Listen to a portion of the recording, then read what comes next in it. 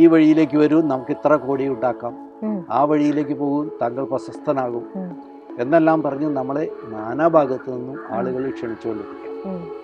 ഈ ക്ഷണിക്കുന്നത് അതല്ല എൻ്റെ ലക്ഷ്യം കുറേ കൂടി മുകളിലാണ് എന്ന് മനസ്സിലാക്കിയിട്ട് അവിടെ നമ്മളെ ഉറപ്പിച്ച് നിർത്തി തരുന്ന ആളായിരിക്കണം നമ്മുടെ ഗുരുനാഥൻ. ദൈവമേ എന്നെ ജയിപ്പിച്ചു തരണേ എന്ന് പറയും, അല്ലെങ്കിൽ എനിക്ക് ജോലി കിട്ടണേ എന്ന് പറയും. അങ്ങനെ പറയുന്ന മനസ്സിനറിയാം എനിക്ക് തോൽക്കാനുള്ള സാധ്യതയുണ്ട് എന്നാണ് മനസ്സ് എന്നോട് പറയുന്നത്. അതുകൊണ്ടാണ് എന്നെ ജയിപ്പിക്കണേ എന്ന് പറയുന്നത്. അതുകൊണ്ടാണ് ഞാൻ പലപ്പോഴും പറയാറുണ്ട്, ഒരിക്കലും പ്രാർത്ഥിക്കരുത്. അപ്പൊ ഈ ജന്മത്തില് ആ സോൾമേറ്റ് നമ്മുടെ അടുത്തേക്ക് വരുന്നത് ചിലപ്പം ഭർത്താവായിട്ടാകാം, അല്ലെങ്കിൽ ഒരു കാമുകനായിട്ട് ആവാം, അങ്ങനെ ഏത് രീതിയിലും ആയിക്കോട്ടെ. ചിലപ്പം കഴിഞ്ഞ ജന്മത്തിൽ നമ്മുടെ സഹോദരി ആയിരിക്കാം, പക്ഷെ ഈ ജന്മത്തിൽ അവർ നമ്മുടെ അടുത്തേക്ക് വരുന്നത് ഏത് രീതിയിലും ആയിക്കൂടെ? തീർച്ചയായിട്ടും ഭാര്യയും ഭർത്താവും അങ്ങോട്ടും ഇങ്ങോട്ടും എക്സ്ചേഞ്ച് ആവാം. അതെ, ഭർത്താവ് ഭാര്യയും, ഭാര്യ ഭർത്താവും, കാളയും കാളക്കാരനും അങ്ങോട്ടും ഇങ്ങോട്ടും എക്സ്ചേഞ്ച് ആവാം. എൻ്റെ ഹൃദയത്തിലേക്ക് ആവാഹിച്ചിട്ട് അവിടെ വെച്ചിട്ട് ആ പ്രയാസം തീർത്ത് നിങ്ങളിലേക്ക് തന്നെ വിടുന്ന ഒരു സിസ്റ്റമാണ് ഷടാധാരപ്പാണ വിദ്യ. അതായത് നിങ്ങളും നിങ്ങളുടെ ഈ ജന്മത്തെ ഒരു സോൾമേറ്റും അടുത്ത ജന്മത്തിൽ ഇതേമാതിരി സൂക്ഷ്മ ശരീരവും കാരണ ശരീരവും എല്ലാം ഒന്നിച്ചു വന്ന് ഇതേ വ്യക്തിയായിട്ട് തന്നെ മറ്റവരുടെ എത്തിയിരിക്കും.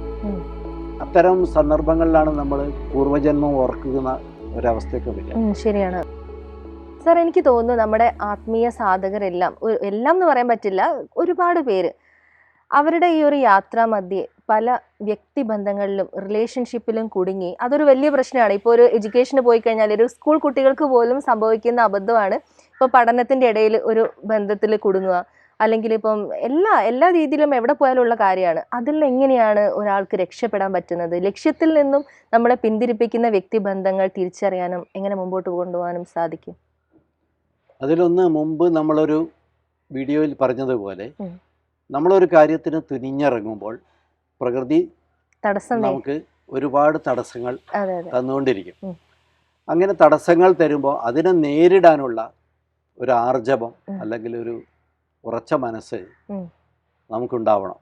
പലപ്പോഴും അത് നമുക്ക് ഉണ്ടാവാതെ വരുമ്പോഴാണ് നമുക്കൊരു ഗുരുവിൻ്റെ സഹായം ആവശ്യമുള്ളത്. അതുകൊണ്ട് തന്നെ സ്വന്തമായ നിലയിൽ ഒരു ആത്മീയ സാധന ചെയ്തിട്ടുള്ള അധികമാരും വിജയിച്ചിട്ടില്ല. എന്നാൽ അപൂർവം ചിലർക്ക് എന്തോ മുജ്ജന്മത്തിൽ ചെയ്ത പുണ്യം പോലെ അത് കിട്ടിയിട്ടുമുണ്ട്. ഇവിടെ നമ്മൾ ഇത്തരം ഒരു സാധന ചെയ്യുമ്പോൾ വഴിയിൽ കിട്ടുന്ന മിഠായികളൊന്നും ഞാൻ കഴിക്കില്ല എന്ന് ഉറപ്പിച്ചു പോകാനുള്ള ഒരു തീരുമാനം നമ്മൾ ആദ്യമേ എടുക്കണം. അത് ഒരുപാട് ആളുകളിൽ നിന്നുള്ള അനുഭവങ്ങൾ അതിൻ്റെ പഠിക്കണം. അയാൾക്ക് ഇന്ന കാര്യം സംഭവിച്ചു, മറ്റയാൾ ഇന്ന കാര്യം ചെയ്യുമ്പോൾ അയാൾ ഈ വഴിയിൽ പോയി. ഞാൻ പഠിക്കുന്ന കാലത്ത് എൻ്റെ വീടിൻ്റെ സ്കൂളിൻ്റെ ക്ലാസ് മുറിയുടെ അടുത്തുകൂടെ ഒരു ഭ്രാന്തനായ വ്യക്തി പോവുകയായിരുന്നു.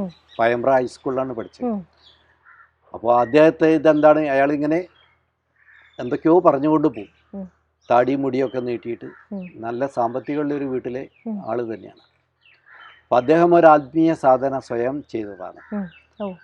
രാവിലെ 3:30 മണിക്ക് അദ്ദേഹം ഒരു കോട്ടയിൽ പോയിട്ട് ഒരു സർപ്പക്കാവ് ഉണ്ട്, അവിടെ പോയിട്ട് ധ്യാനത്തിലിരിക്കും. അങ്ങനെ ഒരു ദിവസം ധ്യാനത്തിലിരിക്കുമ്പോൾ അദ്ദേഹത്തിന് ഒരു ഉൾവിളി ഉണ്ടായി. തൊട്ടടുത്ത് വീണ് കിടക്കുന്ന ആ കായ എടുത്ത് കഴിക്കാൻ. അത് കാഞ്ഞിരത്തിൻ്റെ കായയായിരുന്നു, വിഷമുള്ള കായയായിരുന്നു. അദ്ദേഹം അത് കഴിച്ചു. അന്ന് മുതൽക്കാണ് അദ്ദേഹത്തിന് ഭ്രാന്തായത്. അതോടുകൂടി അദ്ദേഹത്തിൻ്റെ സാധന അവസാനിച്ചു. ഇതേപോലെ പല പ്രലോഭനങ്ങളും മിഥ്യാദർശനങ്ങളും മായക്കാഴ്ചകളും ഒക്കെ നമുക്ക് വരും. ഞാൻ ലക്ഷ്യത്തിലെത്തി എന്ന് തോന്നിപ്പിക്കും. പലപ്പോഴും സ്ത്രീകൾക്ക് പുരുഷന്മാരുടെ സ്വാധീനവും പുരുഷന്മാർക്ക് സ്ത്രീകളുടെ സ്വാധീനത്തിലും ഒക്കെ പെട്ടുപോകും. കാരണം ആ സമയത്ത് ഇത് ഈ വെളിച്ചം കണ്ട ഈയാമ്പറ്റകളെ പോലെ പറന്നു വീഴും. അതേപോലെ ഈ വഴിയിലേക്ക് വരൂ, നമുക്ക് ഇത്ര കോടി ഉണ്ടാക്കാം, ആ വഴിയിലേക്ക് പോകും, താങ്കൾ പ്രശസ്തനാകും എന്നെല്ലാം പറഞ്ഞ് നമ്മളെ നാനാഭാഗത്തു നിന്നും ആളുകൾ ക്ഷണിച്ചുകൊണ്ടിരിക്കാം. ഈ ക്ഷണിക്കുന്നത് അതല്ല എൻ്റെ ലക്ഷ്യം കുറേ കൂടി മുകളിലാണ് എന്ന് മനസ്സിലാക്കിയിട്ട് അവിടെ നമ്മളെ ഉറപ്പിച്ച് നിർത്തി തരുന്ന ആളായിരിക്കണം നമ്മുടെ ഗുരുനാഥൻ. അങ്ങനെ അല്ലാതെ ആ ഗുരുനാഥനും ആ ഒരു മായ വലയത്ത് പെട്ടുപോയിട്ടുള്ള ആളാണെങ്കിൽ തീർച്ചയായിട്ടും നമ്മൾ ആ അനുഭവത്തിലൂടെ നമ്മളും ആ അനുഭവത്തിലൂടെ തന്നെ നമ്മളും തീർച്ചയായിട്ടും പോകും. ഇപ്പൊ സാറ് പറഞ്ഞില്ലേ, പോകുന്ന വഴിയിൽ മിഠായി ആയിട്ടാണ് നമ്മൾക്കുള്ള വ്യക്തിബന്ധങ്ങൾ, അനുഭവങ്ങൾ വരുന്നത്. അപ്പം ഇപ്പൊ മരുന്ന് കഴിക്കാൻ മടിയുള്ള ഒരു കുട്ടിയാണെങ്കിൽ അവരെ കഴിപ്പിക്കുന്ന രീതിയിലുള്ള മിഠായി ആയിട്ടാണല്ലോ ആളുകൾ വരുന്നത്. അപ്പൊ അതിൽ നിന്ന് നമ്മൾ എങ്ങനെ മനസ്സിന് ധൈര്യം കൊടുത്ത് രക്ഷപ്പെടും? ധൈര്യം കൊടുത്ത് രക്ഷപ്പെടാൻ ഒറ്റ മാർഗമേ ഉള്ളൂ, സെൽഫ് ഹിപ്നോട്ടിസം എന്ന് പറയുന്നതിന്, അല്ലെങ്കിൽ സെൽഫ് മോട്ടിവേഷൻ. നമ്മൾ ആദ്യം ഒരു ദിവസവും നിശ്ചിത സമയം നമ്മൾ ധ്യാനത്തിലിരിക്കുന്നതിന് ശേഷമോ അല്ലെങ്കിൽ അതിനു മുമ്പായിട്ടോ അല്ലെങ്കിൽ ഇടവേളകളിൽ എപ്പോഴെങ്കിലും ലക്ഷ്യം എന്താണെന്ന് പലതവണ ആവർത്തിക്കണം. ഞാൻ ഇതിൽ നിന്ന് വ്യതിചലിക്കില്ല എന്ന് സത്യം ചെയ്യണം. ഞാൻ എൻ്റെ ലക്ഷ്യത്തിലേക്ക് കുതിക്കും. വ്യതിചലിക്കില്ല എന്നല്ല പറയേണ്ടത്, ഞാൻ എൻ്റെ ലക്ഷ്യത്തെ മുറുകെ പിടിക്കും എന്നാണ് പറയേണ്ടത്.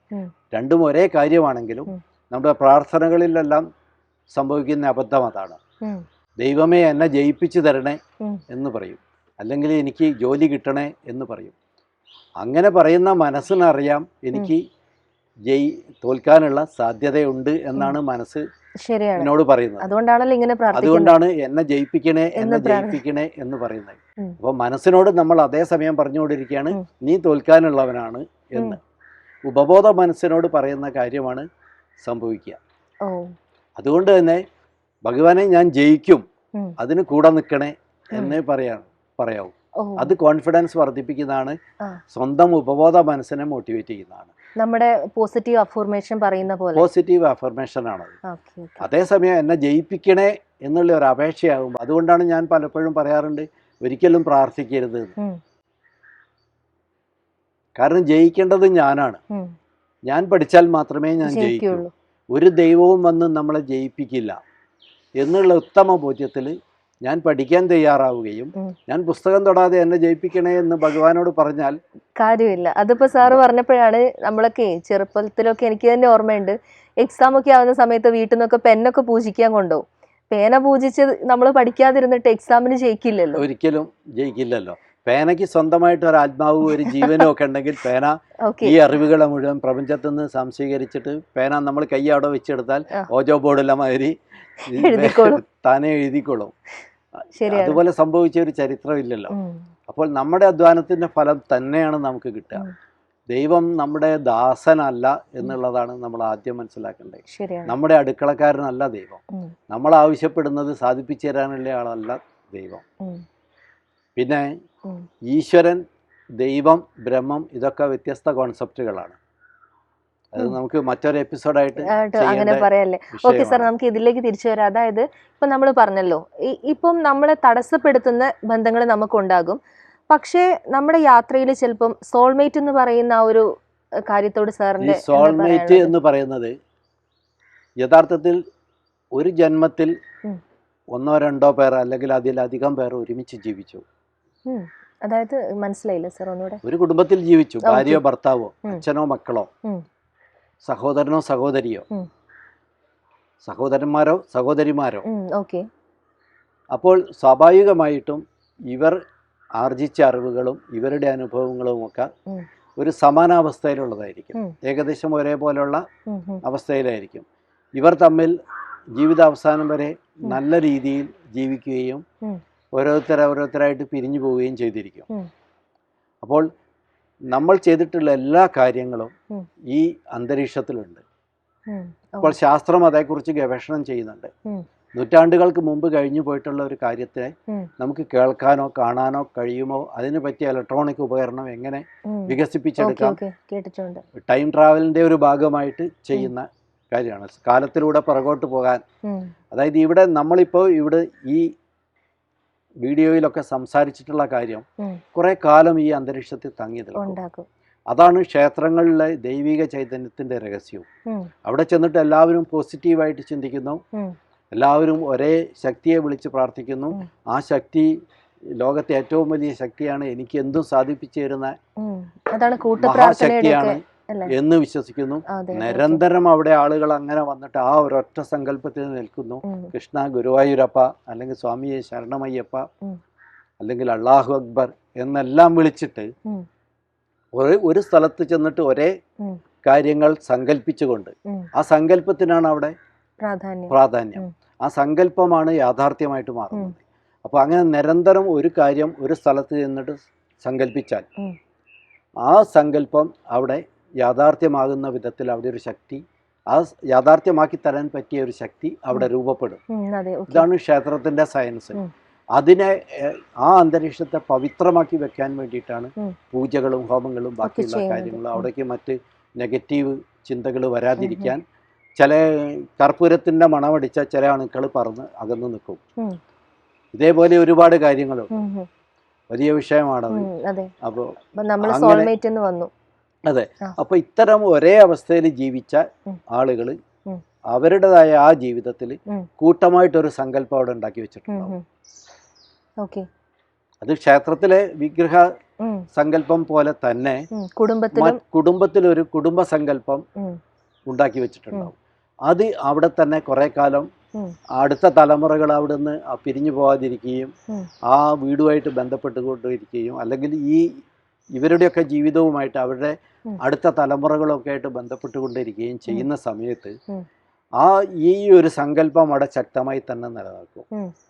ഈ സങ്കല്പത്തിലേക്കാണ് ഇവർ വീണ്ടും വന്ന് അതിൻ്റെ സാമീപ്യത്തിലോ അതിൻ്റെ ഉള്ളിലോ ആണ് വന്ന് പിറക്കുന്നതെങ്കിൽ ഇവർ തമ്മിൽ വീണ്ടും അറ്റാച്ച്മെന്റ് തോന്നും.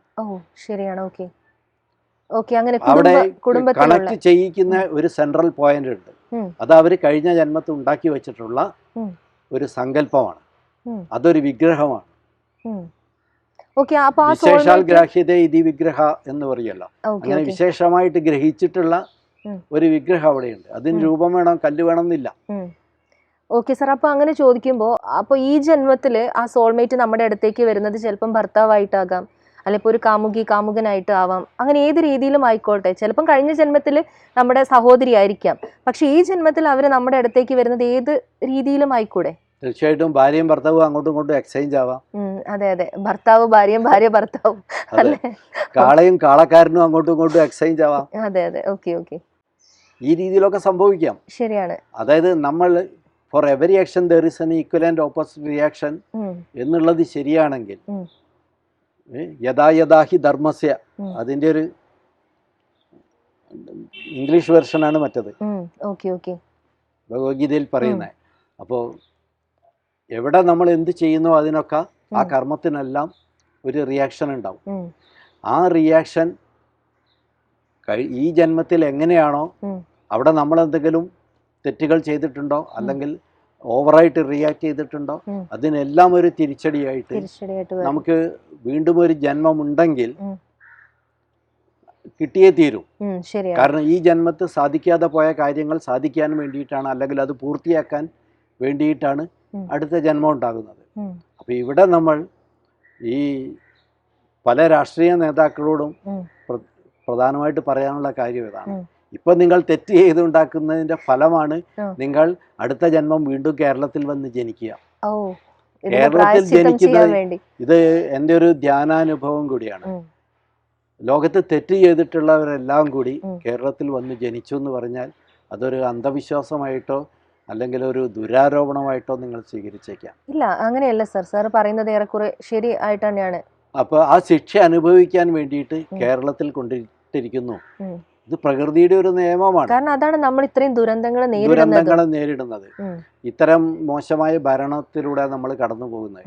ഇത്തരം സാമൂഹ്യമായ നീചമായ അവസ്ഥയിലൂടെയൊക്കെ ഇത് കഷ്ടപ്പെടാൻ നമ്മൾ വിധിക്കപ്പെട്ടവരാണ്. കരയുവതെന്തിന് ഭാരത ജനനി, കഥനം നിനക്ക് വിധിപ്പതല്ലോ എന്ന് പണ്ട് ഞാനൊരു ഒരു കവിത എഴുതിയാണ്. അതേപോലെ ഈ വിധിച്ച കഥനം നമ്മൾ അനുഭവിച്ചേ തീർക്കുള്ളൂ. അങ്ങനെ തീരണത്. അപ്പോൾ അതുകൊണ്ടാണ് കേരളത്തിൽ ഈ നല്ല നല്ല ആശയങ്ങൾ ജനങ്ങൾ സ്വീകരിക്കാത്തതും ആരും നല്ല രീതിയിലേക്ക് മറ്റുള്ളവനെ സഹായിക്കുക എന്നുള്ള ചിന്തയിലേക്കൊക്കെ പോവാത്തത്. നമുക്ക് എന്തിനും ജാതിയും മതവും വർഗവർണ്ണ വ്യത്യാസങ്ങളാണ് നമ്മളെപ്പോഴും. തീർച്ചയായിട്ടും ഒരു വിവാഹത്തിന് പോലും അത് ഈ ഒരു കാലഘട്ടത്തിലും മാരേജിനൊക്കെ അത് ഭയങ്കര ബുദ്ധിമുട്ടാണ്. ജാതി മതം എന്നൊക്കെ പറയുന്നത് മനുഷ്യൻ എത്ര പുരോഗമിച്ചിട്ടും അതിനൊന്നും ആരെങ്കിലും അതിനെ മറികടക്കാൻ ശ്രമിച്ചാൽ പോലും സമൂഹം അതിനെ എതിർക്കും, പലതരത്തിൽ എതിർക്കും. ശരിയാണ്. അപ്പോൾ ഇങ്ങനെ ഈ സോൾമേറ്റ് ഇത്തരത്തിൽ എവിടെയൊക്കെയോ കുറെ പാപം ചെയ്തിട്ടുള്ള കുറെ സോൾമേറ്റുകളുടെ ഒരു കൂട്ടായ്മയാണ് അവിടെ ഉള്ളതെങ്കിൽ ആ പ്രദേശം നശിച്ചുകൊണ്ടേയിരിക്കും. എന്നാൽ ഒരു സന്യാസിയുടെ സോൾമേറ്റ് എന്ന് പറയുമ്പോൾ അത് എനിക്ക് എൻ്റെ ഭാര്യയോടുള്ള ആ ഒരു ബന്ധത്തിന് ഞാനൊരു അതിരിടുകയാണ്. എൻ്റെ മകളോടുള്ള ബന്ധത്തിന് ഞാനൊരു അതിരിടുകയാണ്. എൻ്റെ സുഹൃത്തുക്കളോടുള്ള ബന്ധത്തിനും ഒരതിരിടുകയാണ്. അവരോടുള്ള സൗഹൃദം കുറയുന്നില്ല, സ്നേഹം കുറയുന്നില്ല, വാത്സല്യം കുറയുന്നില്ല.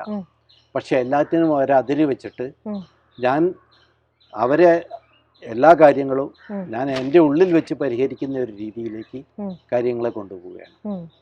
അതായത് നിങ്ങളുടെ ഒരു മനപ്രയാസം ഉണ്ടെങ്കിൽ ധ്യാനത്തിൽ ആ ഒരു നിങ്ങളുടെ എൻ്റെ ഹൃദയത്തിലേക്ക് ആവാഹിച്ചിട്ട് അവിടെ വെച്ചിട്ട് ആ പ്രയാസം തീർത്ത് നിങ്ങളിലേക്ക് തന്നെ വിടുന്ന ഒരു സിസ്റ്റമാണ് ഷഡാധാര പ്രാണവിദ്യ. ശരിയാണ്. അതായത് നമ്മുടെ അകം ലോകത്തെ ശുദ്ധീകരിക്കുക, അതേ നമുക്ക് പുറത്ത് പ്രാവർത്തികമാക്കാം. അത് ഒരു ഗുരുവിന് യഥാർത്ഥത്തിൽ തന്നെ ആശ്രയിച്ചെത്തുന്ന ഒരു വ്യക്തിയെ അതേപോലെ തൻ്റെ ഉള്ളിലേക്ക് എടുത്തിട്ട് അയാളുടെ സോളിനെ ശുദ്ധീകരിച്ച് അങ്ങോട്ട് തന്നെ നിക്ഷേപിക്കാൻ പറ്റും. ശരിയാണ്. ഈ രീതിയിലാണ് മഹാരോഗങ്ങളെ നമ്മൾ ഷഡാധാര പ്രാണവിദ്യയിലൂടെ മാറ്റുന്നുള്ളത്. ഓക്കെ സർ, ഞാനൊന്ന് ചോദിച്ചോട്ടെ, അതായത് നമുക്ക് ഈ സോൾമേറ്റിനെ നമുക്ക് കണ്ടെത്താൻ, നമുക്ക് അന്വേഷിക്കാൻ പറ്റുമോ? ഇനിയിപ്പോൾ അഥവാ നമ്മുടെ അടുത്തോട്ട് വന്നാൽ നമ്മൾ എങ്ങനെ തിരിച്ചറിയാൻ പറ്റും? സോൾമേറ്റിൽ അവിടെ ഈ സോൾ എന്ന് പറയുന്നത് ആത്മാവാണല്ലോ. അതെ. ഈ ആത്മാവ് വേറെ, സൂക്ഷ്മ ശരീരം വേറെ, കാരണ ശരീരം വേറെ, ഇങ്ങനെ പലതരം ശരീരങ്ങളുണ്ട്. ഈ ഒരു സങ്കരം ഒരു ജീവിതത്തിൽ ഒന്നേ ഉള്ളൂ. ഇപ്പോൾ എന്നിലുള്ള ആത്മാവ്, എന്നിലുള്ള സൂക്ഷ്മ ശരീരം, എന്നിലുള്ള കാരണ ശരീരം, എന്നിലുള്ള ആ തുര്യാതീത അവസ്ഥ, ഇതെല്ലാം എൻ്റെ ശരീരം, ഇതെല്ലാം ഈ ജന്മത്ത് മാത്രം കിട്ടുന്നതാണ്. ഏത് ജന്മവും ഒന്നേ ഉള്ളൂ. എന്നാൽ അത് ഒരുപാട് തവണ ഉണ്ട് തന്നെ, ഒരുപാടുണ്ട്.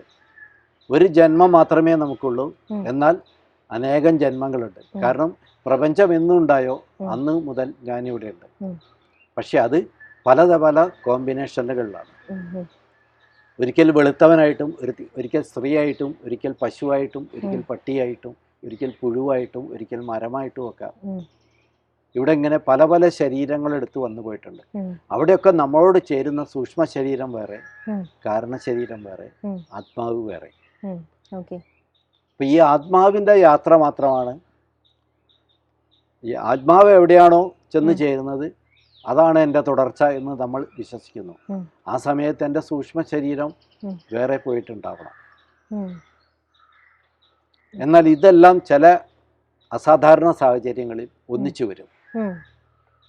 അതായത് നിങ്ങളും നിങ്ങളുടെ ഈ ജന്മത്തെ ഒരു സോൾമേറ്റും അടുത്ത ജന്മത്തിൽ ഇതേമാതിരി സൂക്ഷ്മ ശരീരവും കാരണ ശരീരവും എല്ലാം ഒന്നിച്ചു വന്ന് ഇതേ വ്യക്തിയായിട്ട് തന്നെ മറ്റൊരിടത്തിരിക്കും. അത്തരം സന്ദർഭങ്ങളിലാണ് നമ്മൾ പൂർവ്വജന്മം ഓർക്കുന്ന ഒരവസ്ഥയൊക്കെ വരിക. ശരിയാണ്, പലർക്കും അങ്ങനെ ഉണ്ടായിട്ടുണ്ട്. അപ്പം അത്തരം ആ ഒരവസ്ഥയിൽ രണ്ടുപേരും വീണ്ടും ഒന്നിക്കാനുള്ള ഒരു ശ്രമം സ്വാഭാവികമായിട്ടുണ്ട്.